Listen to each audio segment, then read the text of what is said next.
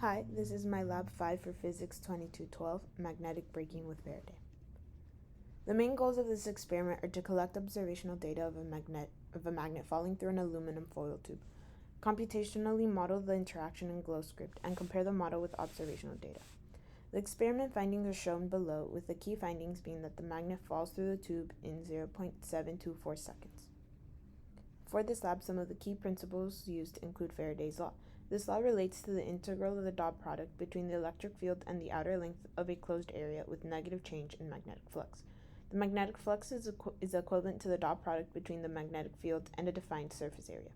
For this lab, the third equation, which is a general equation, is used to define the change in magnetic flux. The electric field produced follows the same direction as the current induced in the length of the closed area, which in this lab is a loop.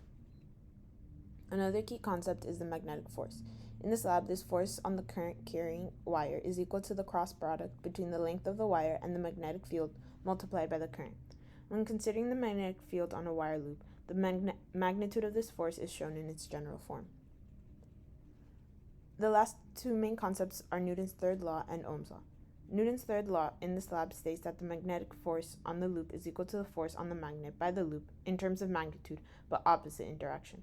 Ohm's law relates the current with the potential difference in the resistance. Importantly, the negative change in magnetic flux equals to the potential difference as an M. Here, the procedure for this lab is shown. 5 trials were conducted on the observational section of the experiment so that an average time could be obtained. In addition, the magnetic dipole moment from Lab 3 is used for the computational model. Here are the observational results. The average time for the magnet to drop through the tube is 0.724 seconds. To the left, there are some of the measurements for the tube and for the magnet, including the tube length and radius, and the magnet mass and dipole moment.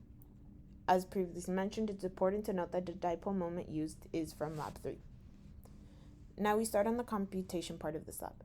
Here are the initial conditions and constants for the computational model. These include the properties of the tube.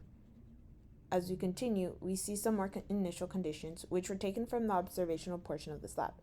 It's important to note that the initial velocity of the magnet is 0 vector as it drops from rest. Here is the code for calculating the magnetic field and the change in magnetic flux over time with the respective mathematical equations. I use the general formula for the magnetic field and change of magnetic flux because these would be the most accurate equations for the lab. Here is the code for the simulation loop, which calculates the force on the magnet from the loop and the force due to gravity to find the net force. The loop also updates the velocity and position of the magnet. Here are the results from the computational model. The result based on the magnetic dipole from Lab 3 is shown on the left. To the right, the result is based on the magnetic dipole moment, 2.1666 amp meters squared. So using the magnetic dipole moment from Lab 3, predicted a time for the magnet to drop through the tube was 0.435 seconds, which was much lower than observed time, which means that the magnet is dropping slower than the predicted, according to the simulation. However, when the magnetic dipole is increased to 2.166 amp meters squared, the predicted time is identical to the observed time. Some possible sources of error include the presence of contact and friction between the tube and the magnet as the magnet falls, which would result in slower speed. Another error could be not accounting for air resistance. And additionally, there may be timing errors when determining when the bar magnet enters and exits the tube, and measurement errors during the observational portion of the lab. Some what-if questions. If the resistivity of the conductor would be reduced as close as possible to 0, the resulting resistance of the aluminum foil tube would decrease as a result by Ohm's law. The induced current would be much greater, and because the magnetic force depends on the current, the magnetic force would increase by Newton's third law. The force on the magnet would increase, so the magnet would move slower through the tube as the net force on the magnet has a much smaller magnitude. If there are holes or slots in the tube, there would be a disruption of complete rings in the tube, which decreases the induced current in a loop. This decreased current reduces the magnetic force on the loop per ring and the force on the magnet.